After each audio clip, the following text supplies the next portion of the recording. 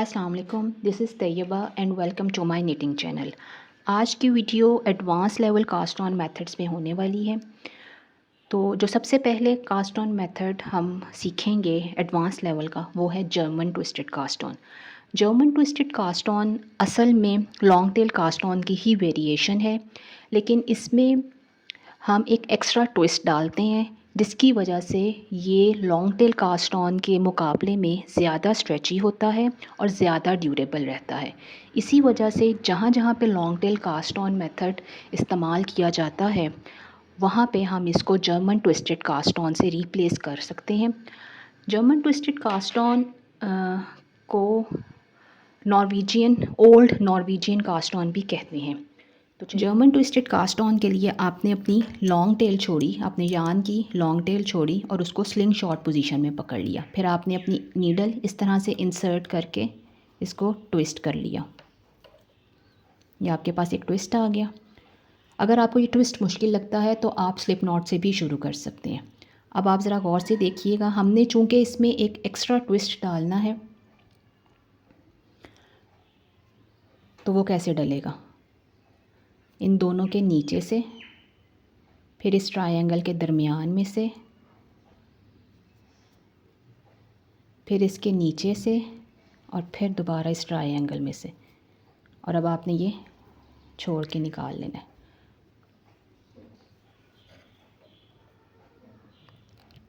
इन दोनों के नीचे से, इस ट्रायंगल के दरमियान में से, फिर इसके नीचे से और फिर इसके अंदर से। ठीक है,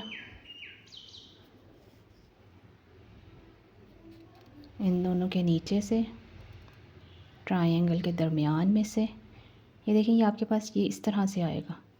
ठीक है, लेकिन आपने परेशान नहीं होना इससे।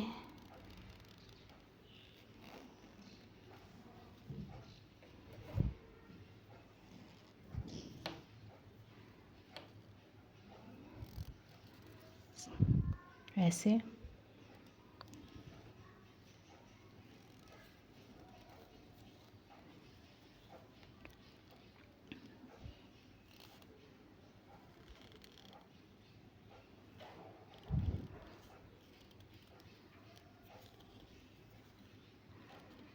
चलिए, ये देखें, ये इस तरह से हमारे पास डबल ट्विस्ट आ रहा है। यही डबल ट्विस्ट इसको एक्स्ट्रा स्ट्रेंथ भी देगा और एक्स्ट्रा स्ट्रेच भी देगा। ऐसे,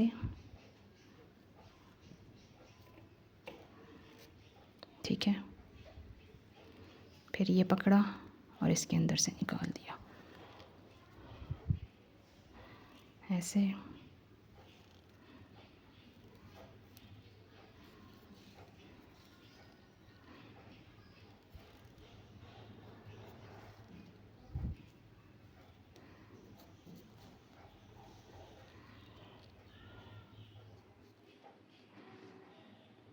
ये देखें, ये है नॉर्वेजियन या फिर जर्मन ट्विस्टेड कास्ट ऑन। अब हम अगले कास्ट ऑन मेथड के ऊपर जाते हैं। इस कास्ट ऑन मेथड का नाम है प्रोविजनल कास्ट ऑन। इसके लिए आपको स्क्रैप यार्न चाहिए होगा। इससे आपने अपना प्रोजेक्ट नहीं निट करना, बल्कि सिर्फ ये स्क्रैप यार्न है। आपके प्रोजेक्ट का यार्न डिफरेंट होगा। ये आपके प्रोजेक्ट का यार्न हो गया। आपको क्रोशिएट हुक चाहिए और आपको नीडल चाहिए। सबसे पहले आप क्या करेंगे, स्लिप नॉट लगाई आपने और आपने कुछ चेन्स बना ली, लाइक 1 2 3। ठीक है, अब आपने अपनी नीडल ली, निटिंग नीडल ली और उसको आपने ऐसे रख लिया, इस तरह से। ठीक है, अब आपने चेन ही डालनी है, लेकिन आपने जो यार्न है उसकी लूप बनानी है जो कि आपकी नीडल के ऊपर ही आए, इस तरह से। ये आपकी लूप नीडल के ऊपर आ रही है। ठीक है, फिर आपने धागा पीछे कर लिया, आपने एक चेन बना ली, फिर आपने धागा पीछे कर लिया और आपने एक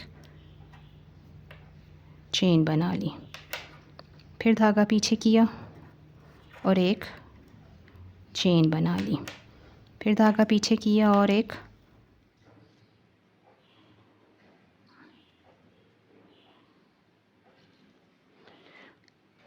अपने नंबर ऑफ़ स्टिचेस जितने चाहिए थे वो डाल लिए। अब आपने इसको सिक्योर करना है, तो वो बिल्कुल इस तरह से हम 2-3 एक्स्ट्रा 1 2 3 2-3 एक्स्ट्रा चेन्स बना के, जिस तरह हम अपनी क्रोशिएट चेन को सिक्योर करते हैं इसी तरह हम इसको सिक्योर कर लेंगे। ठीक है, ये हमारी कास्ट ऑन हो गई। अब देखें ये हमने इस्तेमाल कहाँ पे करनी है। ये हमने ऐसी जगह पर इस्तेमाल करनी है जहाँ पर हमें लाइव स्टिचेस चाहिए। और ये प्रोविजनल कास्ट ऑन बेस भी प्रोवाइड करती है कुछ और कास्ट ऑन्स के लिए। अच्छा, ये देखें, ये मैंने प्रोविजनल कास्ट ऑन के बाद अपने कुछ रोज़ जोन सी हैं निटिंग की, कुछ छोटा सा स्वैच बनाया है। अब मैं आपको ये बताऊंगी कि आपने ये प्रोविजनल कास्ट ऑन को उधेड़ कर लाइव स्टिचेस कैसे लेने हैं। ये देखें, ये हमने अपना यहाँ पे ये सिक्योर किया था निटिंग को, क्रोशिएट को, इसको हमने निकाला और ये अब हम इसको क्रोशिएट चेन को निकालेंगे तो ये हमारे पास नीचे लाइव स्टिचेस आ गए हैं। अब आप इन लाइव स्टिचेस को उठाकर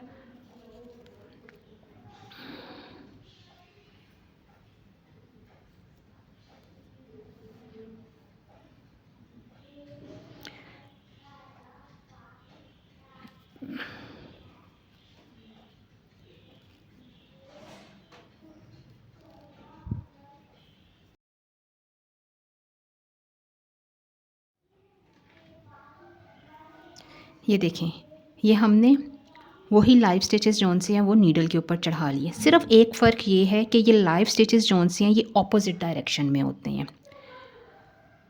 मतलब आपके पास ऊपर जो लाइव स्टिच है वो यहाँ पे है और जो नीचे लाइव स्टिच आ रहा है वो ज़ाहिर है इस लूप का है, इस लूप का है। लेकिन जब आपने डबल हेम बनानी है तो ये सीना जौन सा लाइव स्टिचेस को सीना आसान हो जाता है और ये यहाँ पर आपके लिए फ़ायदा मंद रहता है। अब मैं आपको पीकॉट कास्ट ऑन बताने लगी हूँ। ये एक डेकोरेटिव कास्ट ऑन है और आम तौर पे ये बच्चियों के स्कर्ट्स, फ्रॉक्स और बोनेट्स के ऊपर डाला जाता है। इसको बनाने के लिए आपने किसी भी कास्ट ऑन मेथड से अपने स्टिचेस कास्ट ऑन कर लेने हैं और ये जो से स्टिचेस हैं ये ऑड नंबर्स होने चाहिए, यानी आपके पास ये हों 7, 9, 11, 21 इस तरह से होने चाहिए। मैंने 17 स्टिचेस कास्ट ऑन किए हैं। अब आपने क्या करना है, अब आपने स्टॉकिंग नेट स्टिच में 6 या 8 रोज़ इसकी बना लेनी है। ये मैंने स्टॉकिंग नेट स्टिच में 6 रोज़ बना लिए हैं। अब हम इसका पीकॉट एज बनाएंगे। पीकॉट एज बनाने के लिए पहला हमारा एज स्टिच है, फिर हमने नेट 2 टुगेदर किया, फिर yarn ओवर, फिर नेट 2 टुगेदर। ठीक है, यहाँ पे हमने 2 कम किए और ये एक बढ़ा लिया, ये 2 कम किए और ये एक आगे करके बढ़ा लिया।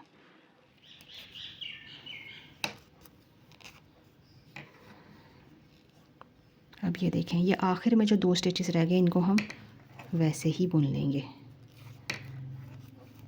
हमने 17 कास्ट ऑन किए थे और 17 ही हमारे पास इस रो के बाद नंबर ऑफ़ स्टिचेस उतने ही होने चाहिए, तो ये 17 ही हैं। अब हम क्या करेंगे, अब हम इसकी रॉन्ग साइड को यार्न ओवर्स को भी और स्टिचेस को भी पर्ल कर लेंगे।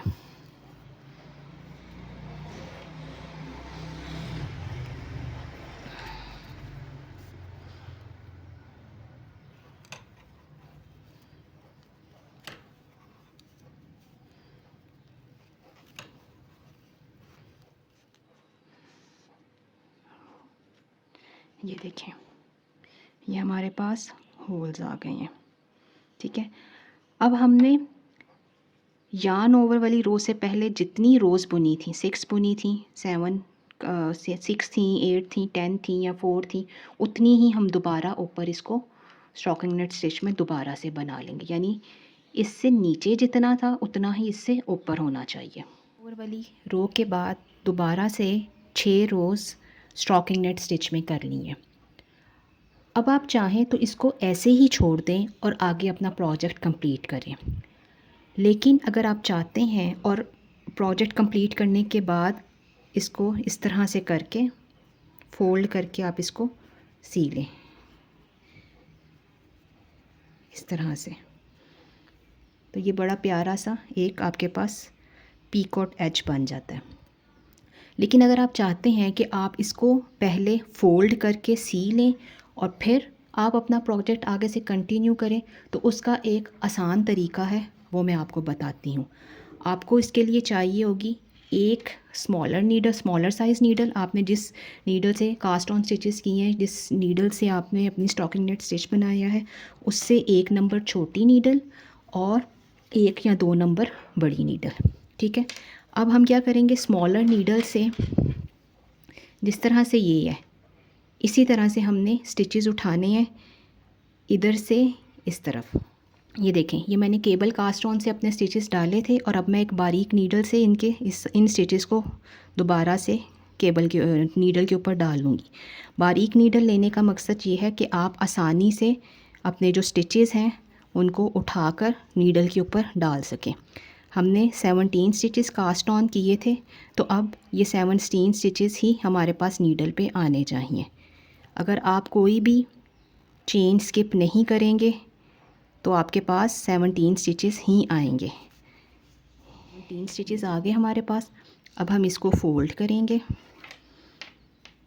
ये हमारे पास जो वर्किंग यार्न है वो हमारे पास फ्रंट पे है और ये वाली जो नीडल है वो हमारे पास बैक पे है। ठीक है, अब हमारे पास ये फोल्ड हो गई। अब हमने बड़ी नीडल लेनी है। बड़ी नीडल लेने का मकसद ये है कि जब हम इन दोनों को इस नीडल और इस नीडल के स्टिचेस को इकट्ठा बुन के इन दो का एक करेंगे तो हमारे पास तंग या टाइट ये वाली लूप नहीं आनी चाहिए। अगर ये लूप टाइट आएगी तो हम जिसके ऊपर भी पीकॉट एज डाल रहे हैं वो वहाँ से महसूस होगा कि ये तंग है, यहाँ से ना वो उसका एज अच्छा नहीं बनेगा, उसकी हेम पता चलेगी। तो अब आपने क्या करना है, फर्स्ट नीडल के नेट स्टिच की फ्रंट लेग और सेकंड नीडल के स्टिच जो आपके पास सामने है उसकी फ्रंट लेग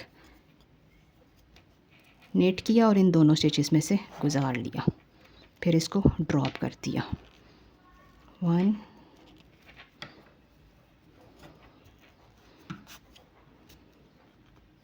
ड्रॉप कर दिया, ऐसे ऐसे ड्रॉप किया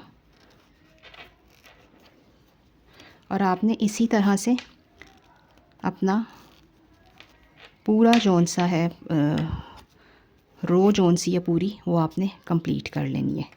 ये देखें कितनी इवनली हमारा जो स्वैच है, जो पीकॉट एज है वो फोल्ड हुआ है।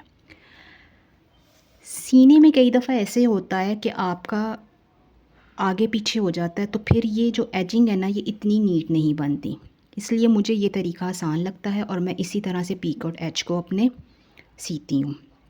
अब आपने ये मोटी नीडल ली थी, हो सकता है ये आपके प्रोजेक्ट के लिए ना ठीक हो, आप इसको दोबारा से स्मॉलर नीडल के ऊपर शिफ्ट हो सकती हैं। इसके ऊपर जब आप पर्ल रो करेंगे तो ये आप स्मॉलर नीडल के साथ कर लें और ये आपकी एजिंग बड़ी खूबसूरत सी आ जाएगी। तो ये था पीकॉट एज। मुझे उम्मीद है कि आपको आज की वीडियो पसंद आई होगी। वीडियो को लाइक करना और चैनल को सब्सक्राइब करना मत भूलिएगा। नेक्स्ट वीडियो तक अल्लाह हाफ़िज़।